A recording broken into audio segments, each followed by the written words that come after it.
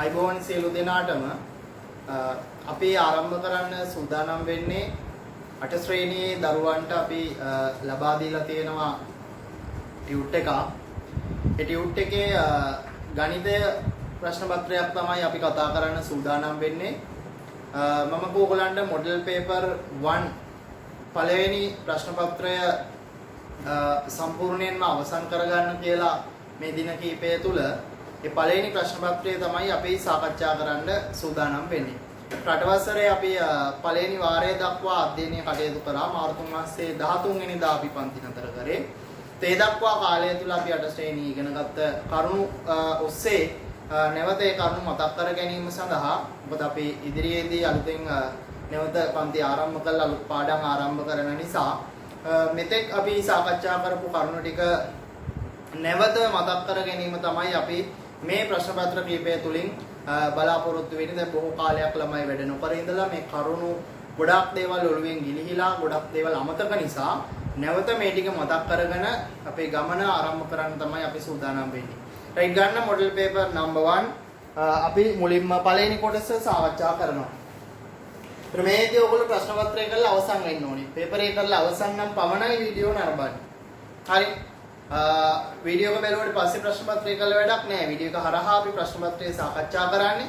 Paper එකට උත්තර ලියලා ඉවර වෙලා ඒ ප්‍රශ්න පත්‍රයේ ටියුට් එකේ හරි වැරදි ලකුණු කරන එක තමයි මේ හරහා ඔයගොල්ලෝ කරගන්නේ. නොදන්නා ප්‍රශ්න නැවත ඉගෙන ගනිමින්. එතකොටයි මේකේ ප්‍රයෝජනයක් තියෙන්නේ. නැතුව නිකන් වීඩියෝ එක බැලුවා කියලා Tamanට කිසිම දෙයක් තේරෙන්නේ නැහැ. රයිට්. පළවෙනි ප්‍රශ්නේ අපි ගත්තොත් එහෙම අපිට දීලා තියෙන්නේ සංඛ්‍යා රටාවක්. මේකේ ඊළඟ පද දෙක ලියා දක්වන්න කියලා අපිට කියනවා. මේන රටාව දිහා බැලුවාම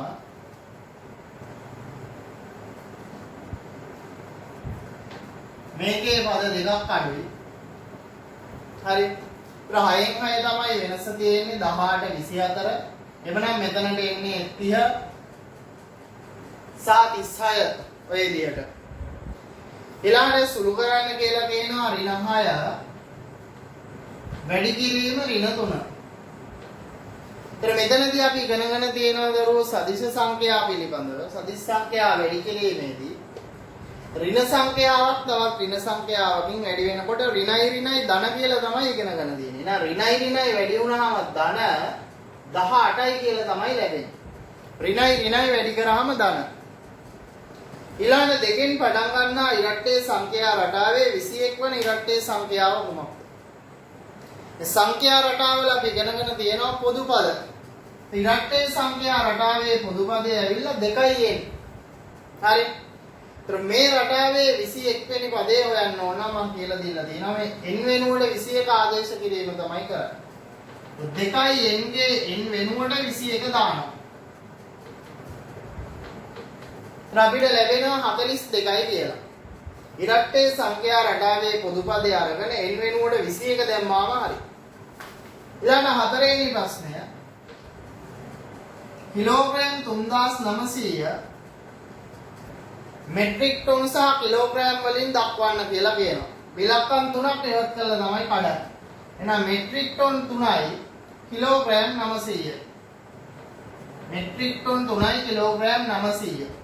අපි ඉගෙනගෙන තියෙනවා මෙට්‍රික් ටන් එකක් කියලා කියන්නේ කිලෝග්‍රෑම් 1000ක් කියලා. ඊළඟට පස්වෙනි එක ලක්ෂයක් වඩා පිහිටි කෝණවල එකතු ආනවා.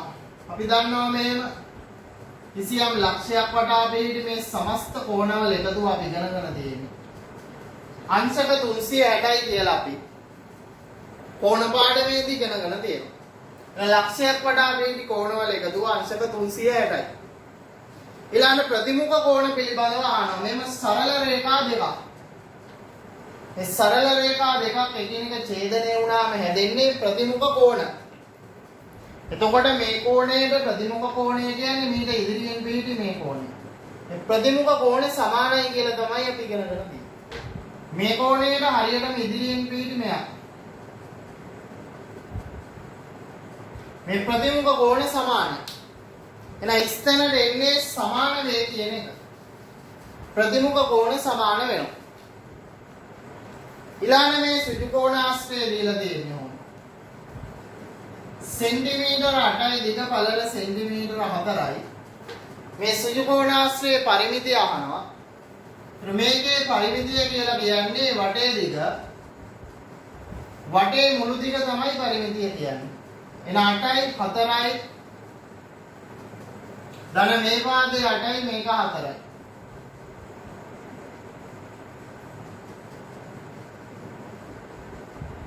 සෙන්ටිමීටර 24යි කියලා ලැබෙනවා පරිමිතිය. හරි. ඊළඟට දෙක වැඩි කිරීම A වැඩි මේක දර්ශක ආකාරයෙන් දක්වන්න කියන්නේ. දෙක දෙසරයක් ගුණ වෙලා තියෙන නිසා දෙකේ දෙවෙනි බලය කියලා එනවා. A කියන පදේ තුන් පාරක් ඇවිල්ලා තියෙනවා. A වල තුන්වෙනි බලය කියලා එනවා. දර්ශක ආකාරයෙන් දක්වන්න පුළුවන් ඕන. ඊළඟ ඍණ 17යි එකතු කිරීම ධන 17යි. ඍණ 17යි ධන 17යි එකතු වෙද්දී ඍණ 17 ධන 17 කැපිලා යනවා. බිඳුවයි කියලා තමයි පිළිතුරු ලැබෙන්නේ.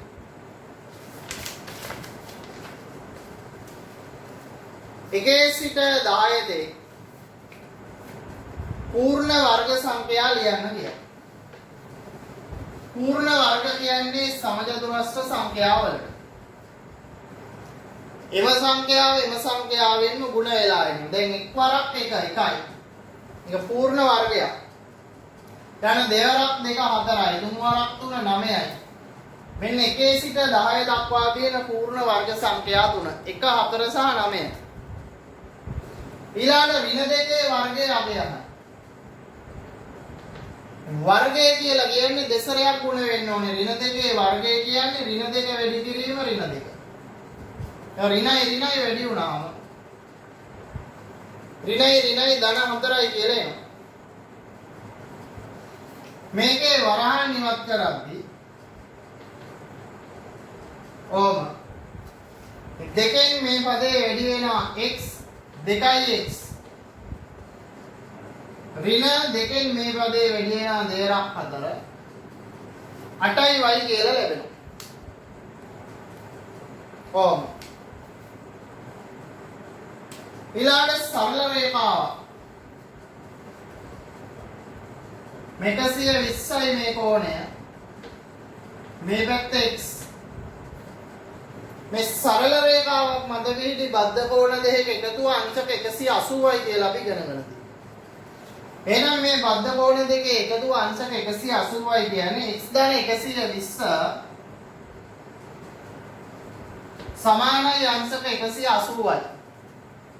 මේ කෝණ දෙකේ එකතුව අංශක 180යි.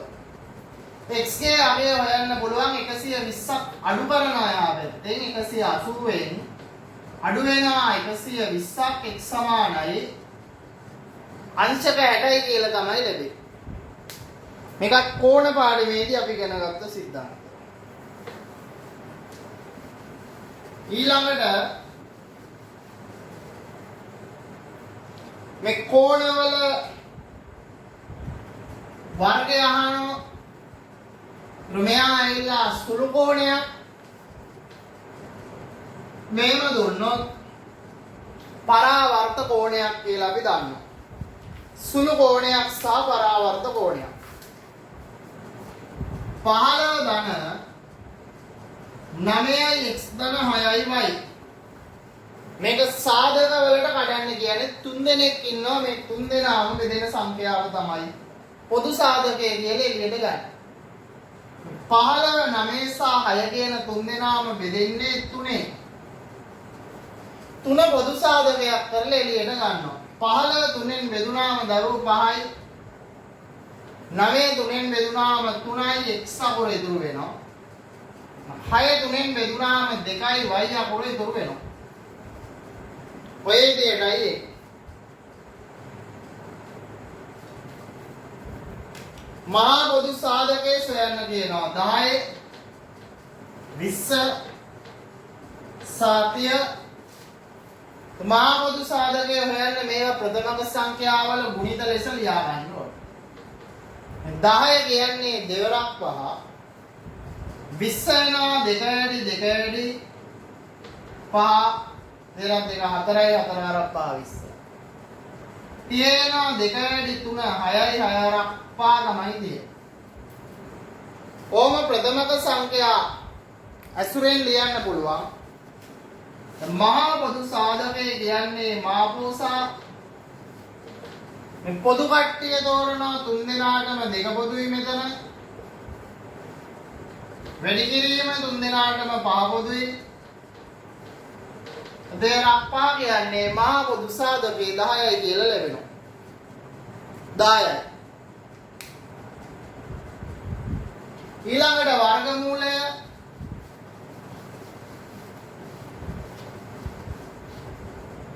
අපි පාඩම් 10ක් ඉගෙනගෙන තියෙනවා මේ එනකොට. මේ පාඩම් 10න් තමයි මේ කතා කරන්නේ. වර්ගමූල 9 වැඩි කිරීම වර්ගමූල 4. වර්ගමූලයේ මතක නම් 9 වර්ගමූලය 9 කියන්නේ 3 වරක් 3 තමයි 9 හැදෙන්නේ.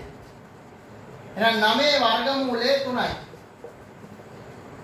4 වර්ගමූලය 4 කියන්නේ දෙවරක් 2 දෙකේ වර්ගය 4. 4 වර්ගමූලය 2යි. එහෙනම් 3 වරක් 2 උත්තරේ 6යි කියලා අපිට ගන්න පුළුවන්. 225 වර්ගමූලය ආනවා. මේව පාඩම් කෙරෙව්වා මම. මේ වර්ගමූල පාඩම් කරා අපි. දෙක වරක් 1 දෙවරක් 2 තුන් වරක් 3 ඕම අපි දිගින් දිගටම පාඩම් කරා. 13 වරක් 13 169යි 14 වරක් 14 196යි 15 වරක් 15 225යි කියලා. එහෙනම් 225 වර්ගමූලය කියන්නේ කරු 15. වර්ගමූල 225 කියන්නේ 15යි. මේම රූපයක් දෙනවා. මේ කෝණය A මෙහා D B හා C කියලා ප්‍රතිමුඛ කෝණීය යුගලයක් ඉස්සෙල්ලා ඇඳලා පෙන්නනවා මේ සරල රේඛා දෙක ඡේදනීය වීමෙන් සෑදෙන එකිනෙකට මුහුණලා පිහිටි කෝණ තමයි ප්‍රතිමුඛ කෝණ කියලා කියන්නේ. නම් ප්‍රතිමුඛ කෝණ දෙකක් විදිහට මේ දෙන්න හඳුන්වන්න පුළුවන් A හා D. බද්ධ කෝණීය යුගලයක් මෙන්න සරල රේඛාවක් මැද පිහිටි බද්ධ කෝණ දෙකක්. මේගොල්ලන් එකතුව අපි ඉගෙන ගත්ත 180යි කියලා. හරි? 180යි නම් B හා C බද්ධ කෝණ දෙකක්.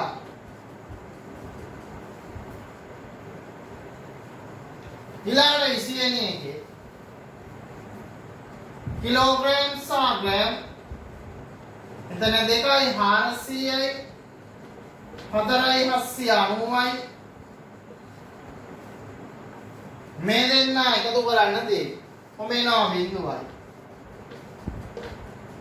11යි එකක් ඉතුරු වෙනවා 7යි මෙට්‍රික් ටන් 7යි කිලෝග්‍රෑම් 190යි කියලා ලැබෙයි.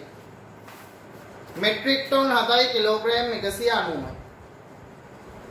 එහෙනම් කෙටි ප්‍රශ්න ටික සම්පූර්ණයි.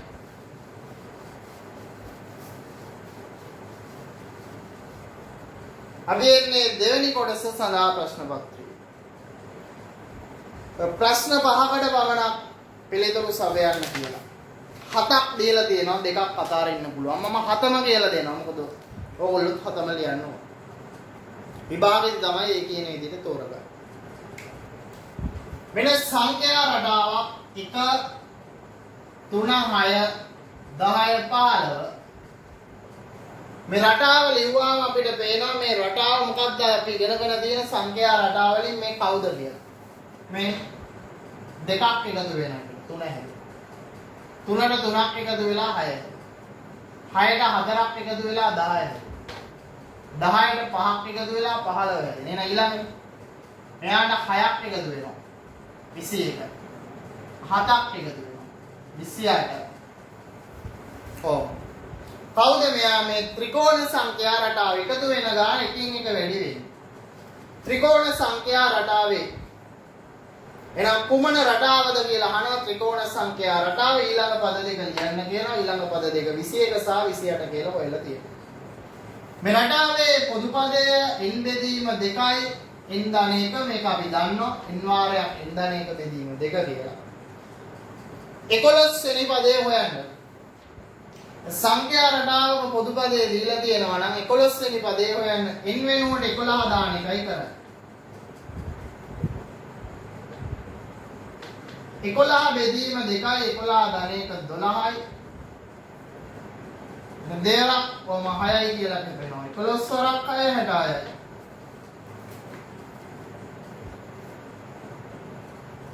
ඊයද රටාවේ 5 වන පදේ සහ 6 වන පදේ එකතු කර විට ලැබෙන අගය සමජතුරස්‍ර සංඛ්‍යා රටාවේ කීවන පදේ? කවුද 5 වෙනි පදයයි 6 වෙනි පදයයි? මෙයා 5 වෙනි පදේ, මෙයා 6 වෙනි පදේ. 5 වෙනි පදේ 6 වෙනි පදේ එකතු කරනවා 36 හම්බෙයි. 36 කියන්නේ සමජතුරස්‍ර සංඛ්‍යා රටාවේ පදයක්. මොනවාද සමජතුරස්‍ර සංඛ්‍යා? දැන් එක් වරක් 1 1යි. දෙවරක් 2 4යි. තුන් වරක් 3 9යි. එම සංඛ්‍යාවෙන් වැඩි වෙන්නේ. හතර වරක් 4 16. පස් වරක් 5 25යි. හය වරක් 6 36යි. 36 කියන්නේ 6 වන සමජතුරස්‍ර සංඛ්‍යාව. සමජතුරස්‍ර සංඛ්‍යා රටාවේ පොදු පදේ ලියා ඒ ඇසුරෙන් එම රටාවේ 12 වන පදේ සොයන්න. සමජතුරස්‍ර සංඛ්‍යා රටාවේ පොදු පදේ අපිට පාඩම් n වර්ගය. පොදු පදේ n වර්ගය 12 වෙනි පදේ හොයන්න නම් n වෙනුවට 12 දානවා. 12 වර්ගය 12 12 144යි කියලා ලැබෙයි.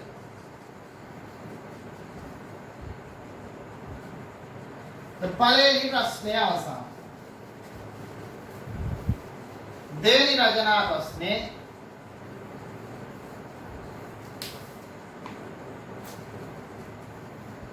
රූපයක් දෙනවා අපි.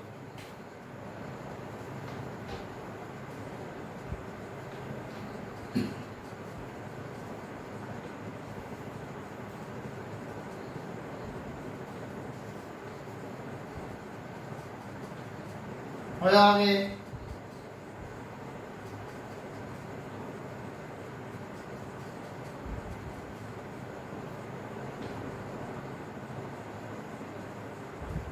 හතලිස් 8 මෙතන තියෙන්නේ.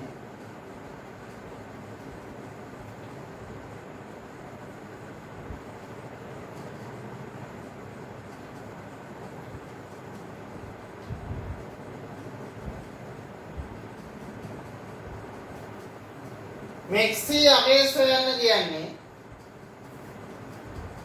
මුලින්ම xk අගේ හොයන්න පුළුවන්. මෙතන තමයි x තියෙන මේ සරල රේඛාවක් මැද වෙහිදී බද්ධ කෝණ තුනක්.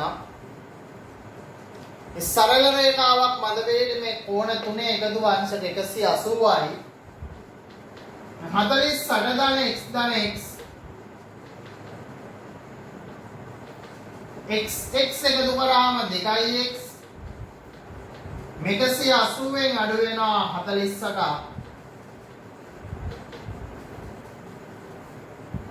ත්‍රිකසිය 36යි 32යි බෙදනවා දෙපැත්තම දෙකේ. 2යි කැපිලා ගියා. x සමානයි අංශක 66යි කියලා ලැබෙනවා. y යගේ සොයන්න කියලා. එතනක් ගන්න පුළුවන් y ඉන්නේ මෙතන. මේක සරල රේඛාවක්. මේ සරල රේඛාවක් මත තියෙන බද්ධ කෝණ තුනක්. මේ තුන් දෙනාගේ එකතුව 180යි.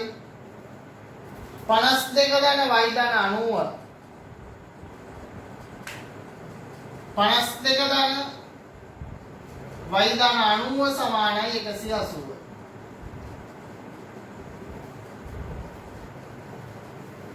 මේ දෙන්න එකතු කරනවා 142 ධන y එනවා 180 142ක් අඩු y 38යි.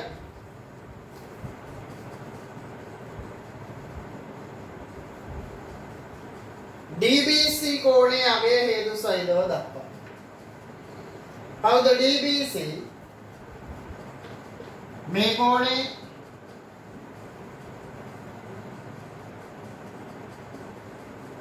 මේ සරල රේඛා දෙක ඡේදනය වීමෙන් සෑදෙන ප්‍රතිමුඛ කෝණ කියලා ගත්තොත් මේ දෙන්න මෙයා 52 නම් ඊට හරියටම ඉදිරියෙන් පෙන්නේ මේ ආන කෝණය අංශක 52.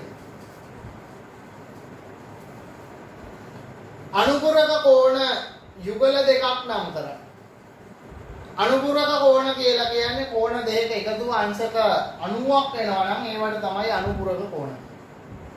කවුද 90ක් වෙන දෙන්න? ජෝඩු දෙකක් තෝරන්න ඕනේ. මෙයා 42යි මෙයා 48යි කියන්නේ. මේ දෙන්නට එකතුව 90යි. ඉතින් මේ දෙන්න අනුපුරක කෝණේ බලය. එයාලගේ නම් කියන්න ඕනේ. මෙයා කවුද? BAC කෝණය.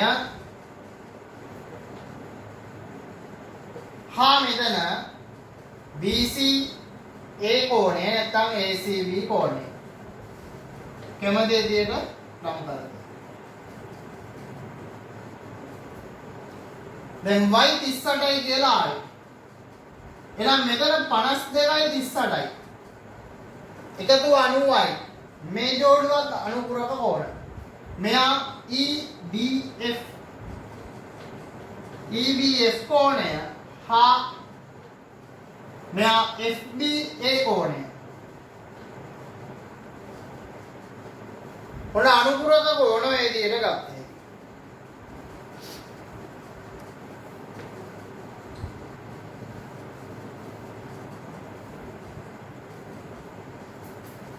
EBD කෝණයේ අගය සොයා. EBD කියන්නේ මේ කෝණය. ඒකේ අගය හොයන්නලු මුලින්ම.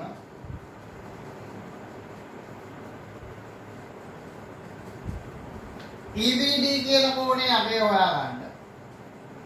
ඒකට අපි අකුරක් ගමු ලේසි වෙන්නේ සෙට් කියලා. මේක සරල රේඛාවක් නිසා සරල රේඛාව මත වේදි මේ බද්ධ කෝණ දෙකේ එකතුව 180යි කියලා අරගෙනම ඉසෙට් වෙනවා. 52 ධන ඉසෙට්. 180යි ඉසෙට් වෙනවා 180යි 52ක් අඩු වෙනවා.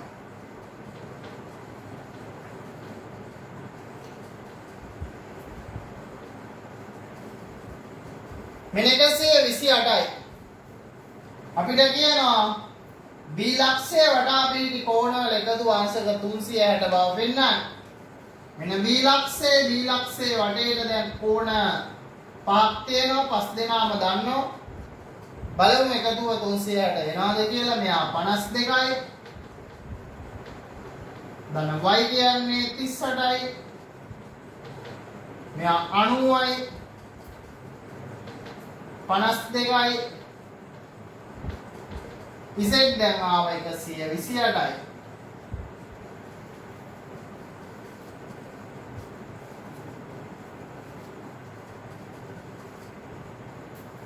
එකතු කරලා බලන්න මේ දෙකේ එකතු අංශක 360ක් කියලා ලැබෙනවා. එහෙනම් මේ ලක්ෂයක් වටා පිහිටි කෝණවල එකතුව අංශක 360ක් වෙනවා කියලා පෙන්වන්න පුළුවන්.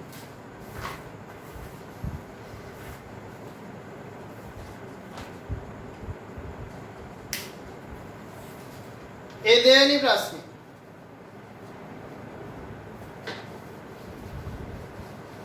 අපි යනවා තුන්වෙනි එකට.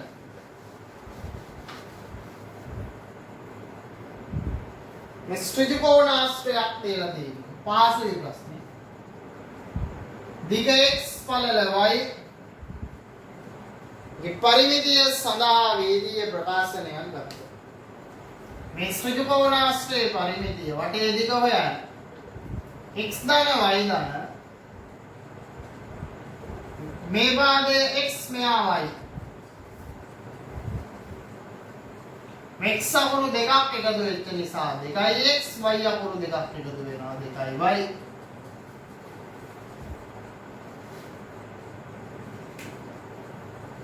දැන් ත්‍රිකෝණාශ්‍ර දෙක පාස්සලා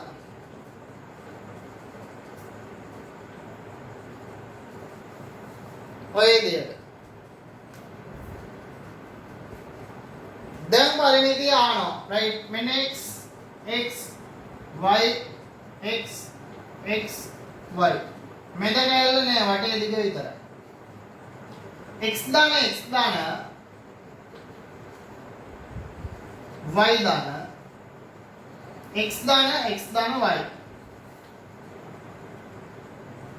බලමු එකතුව x පද 4යි ධන y පද 2යි 4යි x ධන 2යි y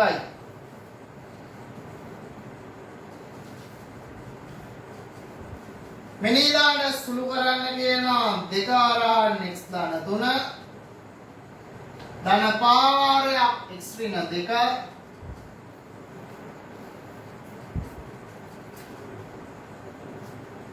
දෙකෙන් වැඩි වෙනවා වරාණ 2x ධන දෙකක් 3 6යි පයෙන් x වැඩි වුණාම πx ධනයි ඍණයි වැඩි වෙයි ධනයි ඍණයි ඍණ පස්වරක් 2 10යි 2x πx එකතු වෙනවා 7x සදිශ සංඛ්‍යාවල ඉගෙනගෙන තියෙනවා ධන 6යි ඍණ 10යි එකක් ධන එකක් ඍණ නම් එකතු කරන්නේ අඩු කරනවා 10න් 6ක් අඩු වෙනවා 4යි වැඩි එක්කෙනාගේ ලකුණ දෙන්නේ උත්තරේට 7x ඍණ 4යි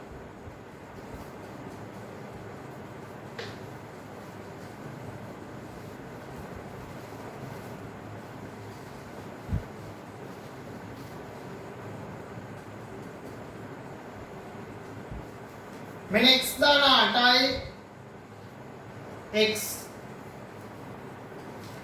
මේකේ වර්ගඵලයේ සඳහා ප්‍රකාශනයක් ලියලා සුළු කරන්න. සුදිකෝණාශ්‍රයේ වර්ගඵලයේ එන්නේ දිග වැඩි කිරීම පළල. දිග x ධන 8යි වැඩි කිරීම පළල x x ගෙන් x වැඩි වෙනවා වරාණය තුල x අකුරු දෙකක් වැඩි වුණාම x වර්ගය x වල දෙවෙනි බලය x අකුරු දෙකක් වැඩි කරාම 2x නෙමෙයි x වල දෙවෙනි බලය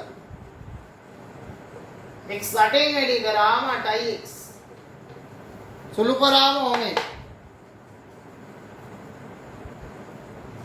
බීජීය ප්‍රකාශනයක් දීලා තියෙන්නේ 3x ඍණ 2y ධන xy ආදේශ කරන්න 3x වෙනුවට 5 දීලා තියෙනවා y වෙනුවට ඍණ 3 දීලා තියෙනවා x කියන්නේ 5යි y කියන්නේ ඍණ 3යි තුන් වරක් 15යි ඍණයි වැඩි කරා ධන 6යි ධනයි ඍණයි වැඩි වෙනවා ඍණ 15යි ධන 15 ඍණ 15 කෙවිල යනවා පිළිතුර 6යි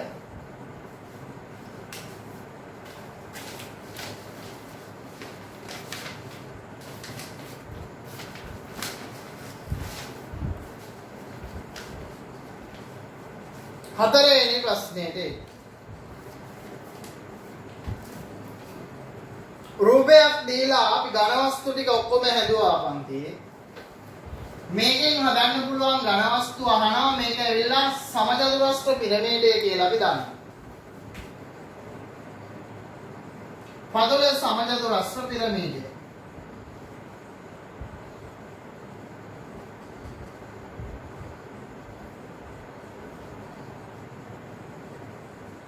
ඕමේ දාර ගාන මූණක් ගාන ශීර්ෂ ගාන අහනවා. දාර ගාන පහළන දාර 4යි වටේ දාර 4යි දාර 8යි මූණක් ගාන අහනවා වටේ ත්‍රිකෝණ 4යි යට සමචතුරස්‍රයේ ඔක්කොම මූණක් 5යි ශීර්ෂ ගාන අහනවා පල්ලෙහා සමචතුරස්‍රයේ මුළු 4යි උඩ මුල්ලයි ඔක්කොම 5යි දාර 8යි මූණක් 5යි ශීර්ෂ 5යි ඔයිලර් සම්බන්ධයටත් ගැලපෙනවා c ධන මූ සමානයි දා ධන 2 c ධන මූ වෙන්නේ පායි 10යි දාර වල දෙකක් එකතු කරා 10යි ඉතින් වැරදිලා නෑ අපිට කියලා හොයාගත්ත හැකි ඔයිලර් සම්බන්ධය මේ වගේ ඝන වස්තු දෙකක් එකට අලවනවා මේ සමචතුරස්‍රාකාර මූණක් දෙක එකට අලවනවා මේ වගේ තව එකක් හදලා මේ සමචතුරස්‍රයේ සමචතුරස්‍රය අලවනවා. ඇලෙව්වාම ලැබෙනවා මේ වගේ ඝන වස්තුවක්. මේකත් හැදුවා කන්ති. මේකේ ඉන්න අෂ්ටතලේ තල 8යි උඩ තල 4යි පල්ලෙහා තල 4යි අෂ්ටතලේ.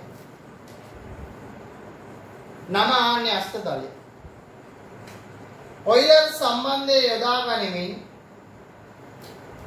දීලා දෙනවා හොයන්න කියලා C ධන මු සමානයි 10 ධන 2.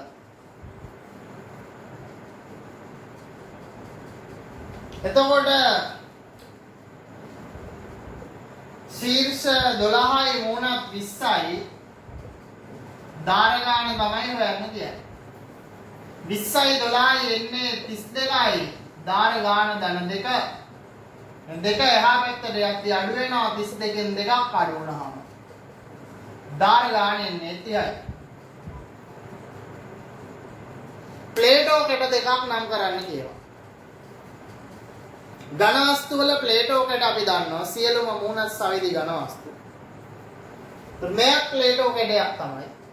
අෂ්ටතලේ නම් කරන්නත් පුළුවන්. ඝනකේ ගන්න පුළුවන් ඊළඟට චතුස්තලේ ඒ වගේ ඝන වස්තු ප්ලේටෝ කැට කියලා නම් කරන්න පුළුවන්. දෙකයි යන්නේ.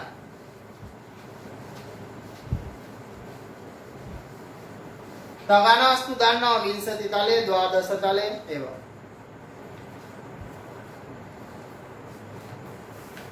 පස්වෙනි එක යකඩ බාල්කයක ස්කන්ධය කිලෝග්‍රෑම් 800යි. මෙවැනි යකඩ බාල්ක 6ක ස්කන්ධය මෙට්‍රික් ටොන් සහ කිලෝග්‍රෑම් වලින් බාල්ක 6යි කිලෝග්‍රෑම් 4800යි කඩන්න මෙට්‍රික් ටොන් 4යි කිලෝග්‍රෑම් 800යි කිය.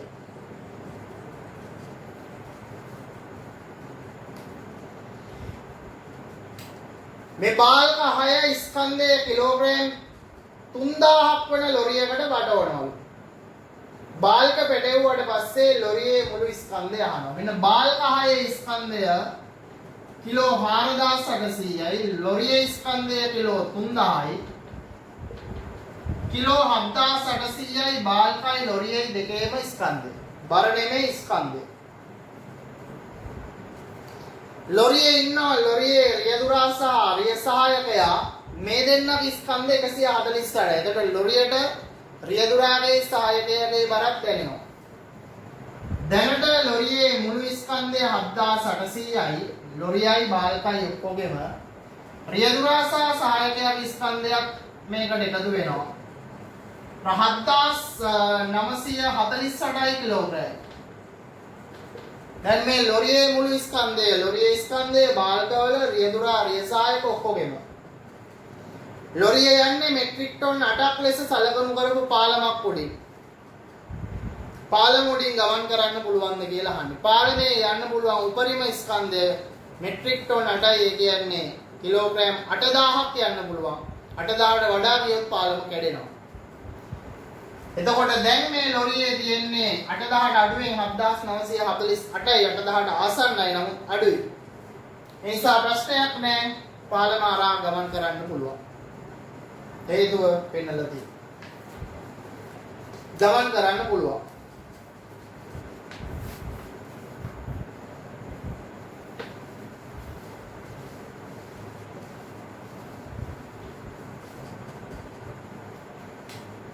මෙට්‍රික් ටොන් කිලෝග්‍රෑම් 12652 වැඩි කරන්න තියෙන්නේ 3න්. ඔය වෙනවා 3 වරක් 2 6යි 3 වරක් පාපාලයෙන් පාදෙන්ම එකක් ඉතුරු වෙනවා 18යි 1යි 19යි 7යි 3යි.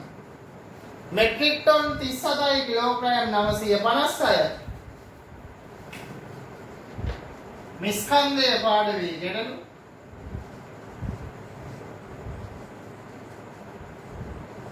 නඩු කරන්නේදී බිඳුවෙන් බිඳුවක් අඩු වෙයි. මේ ඉල්ලගත්තා මෙතන 10යි 4ක් ගියා 6යි දැන් මෙතන 9යි 9න් 4ක් 5යි. මෙහා 6යි 2ක් 4. මෙට්‍රික් ටන් 4යි කිලෝග්‍රෑම් 560යි. 6 වෙනි ප්‍රශ්නේදී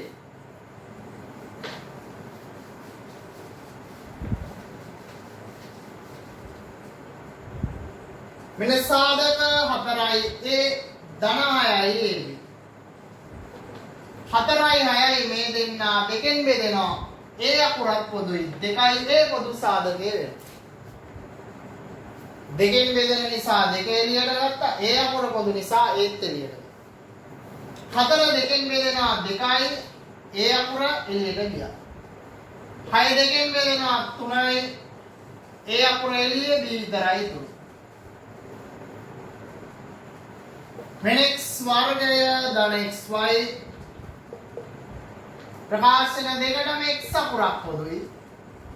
x පද දෙකෙන් එකක් එළියට ගියාම එකක් ඉතුරුයි. y ගෙන් x අකුර වරාණෙන් එළියට ගියාම y ඉතුරුයි.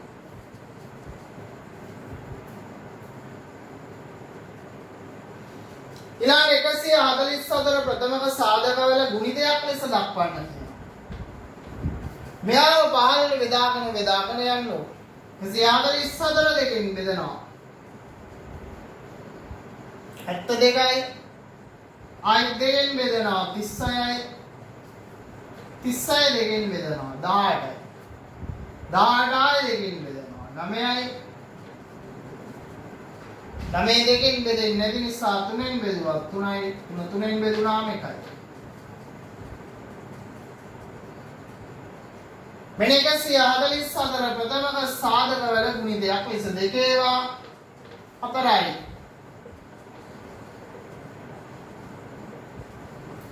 වැඩි 3 මේසුරෙන් වර්ගමූලය හොයන්නලු.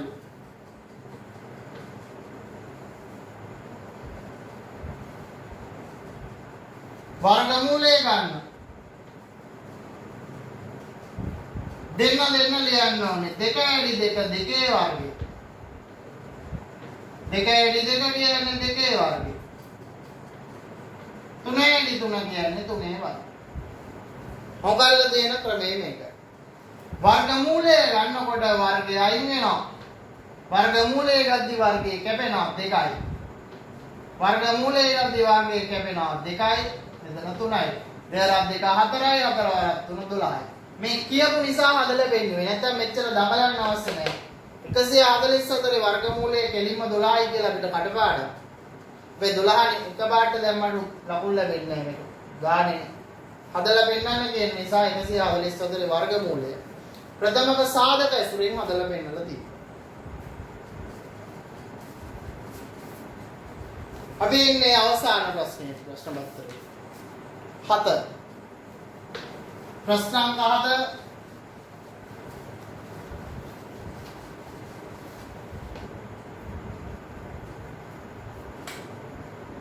ඍණ 5 එකතු කිරීම ධන 7 එකතු කිරීම ඍණ 6. මේ දෙන්න එකතු කරා. එක්කෙනෙක් ඍණ එක්කෙනෙක් ධන නම් එකතු කරන්නේ සදිස් සංඛ්‍යාවලදී අඩු කරනවා. එකක් ඍණ එකක් ධන නම් අඩු කරනවා. 7න් 5ක් අඩු වෙනවා 2යි. වැඩි එක්කෙනාගේ ලකුණ දෙන්නේ ධන 2. ඍණ 6ක් තියෙනවා. නැවත ඒ දෙම එක්කෙනෙක් ධන එක්කෙනෙක් ඍණ නම් අඩු කරනවා. 6න් 2ක් ගියා 4යි. වැඩි එක්කෙනාගේ ලකුණ දෙන්නේ ඍණ 4.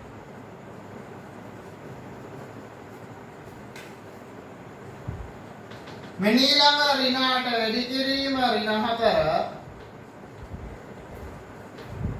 බෙදීම ධන 2. මෙන්න 8 වරක් 4 32යි දෙකෙන් බෙදුවා 16යි. ඍණයි ඍණයි ධන ධනයි ධනයි ධන.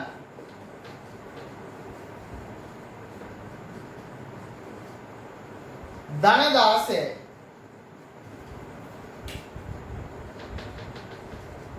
ඍණාට ඍණ 1. මෙතනදී ඉගෙනගෙන තියෙන්නේ මේ අඩු කිරීම එකතු කිරීම කියලා ලියලා වරහන් ඇතුලේ ලකුණ මාරු කරන්න කියලා මම කරලා දෙනවා. නැවත එකක් වෙන එකක් දන නිසා එකතු වෙන්නේ අඩු වෙනවා 8න් එකක් 7යි වැඩි එක්කෙනාගේ ලකුණ. ඍණ 7යි.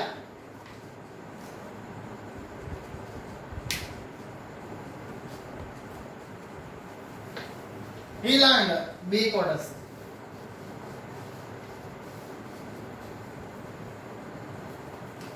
පහයි A වරහන් කරලා පහේ බලය දාලා බලයන්ගේ ගුණිතයක් ලෙස දක්වනවා. දර්ශක පාඩමේ අපි ඉගෙන ගත්තා. වරහන් කරලා එළියෙන් බලයක් දැම්මොත් මේ වරහනේ එළියෙන් තියෙන දර්ශකයේ ඇතුළේ ඉන්න දෙන්නටම අයිති කියලා.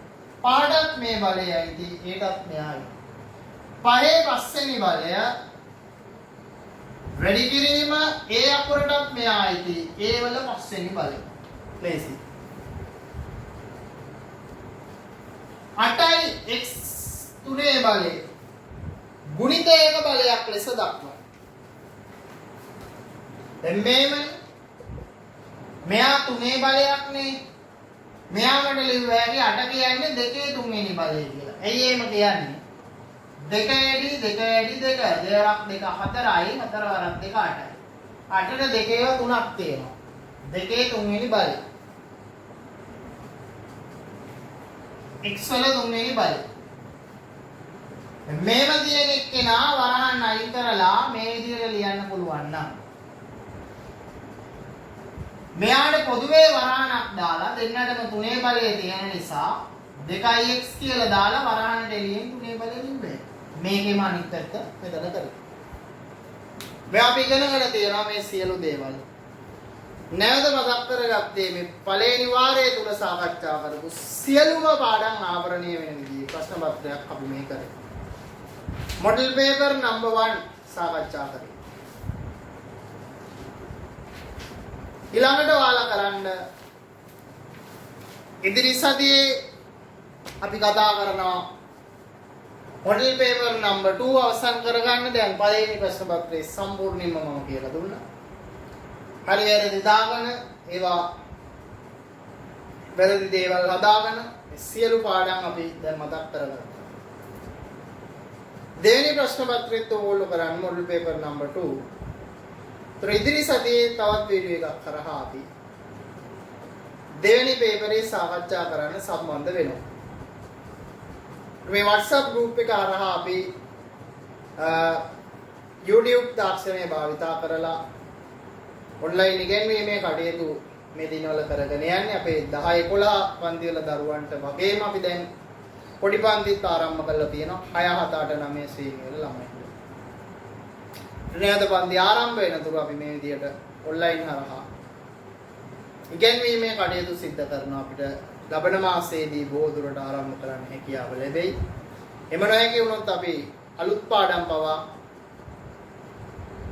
අපි නතර කරපු තැන ඉඳලා අලුත් පාඩම් පවා ඔන්ලයින් හරහා ඉගෙනීම් කටයුතු කරන්න අපි සැලසුම් කරලා තියෙනවා. එමනම් අපි තවත් දින කිහිපයකින් නැවත මුණ ගැහෙමු. ඕගොල්ලෝ දෙවෙනි ප්‍රශ්න පත්‍රයේ ඒ වෙනකොට සම්පූර්ණ කරලා තියාගන්න. මේ වීඩියෝ එකේ මොකක් හරි ප්‍රශ්නයක් තිබ්බොත් ආගන්න අවශ්‍ය දෙයක් WhatsApp මාර්ගයෙන් කෙටි පණිවිඩයක් එවලා දැනගන්න පුළුවන්. එමෙන්න එතෙක් සියලු දෙනාටම සුබ දවසක්.